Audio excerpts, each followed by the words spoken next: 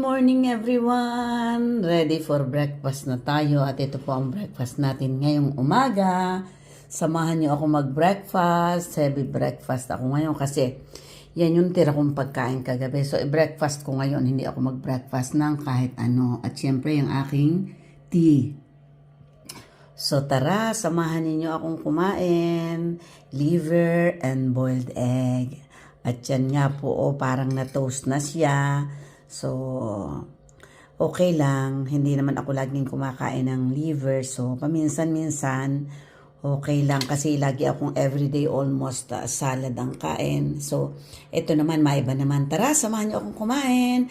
At sana po kayo ay kumakain din ngayong umagang ito. Salamat. At ang sabi nga ni Meta, mag-akapan tayo at nang tayo ay mag-grow. At yun po ay kung inyong siseryosohin ay nasa sa inyo, pero enjoy po natin. Huwag po tayong maiinis or magagalit kung hindi tayo napapansin. So, yun po siguro ay may pagkakataon pa. So, yan, enjoy lang natin kung anong ating ginagawa. Salamat!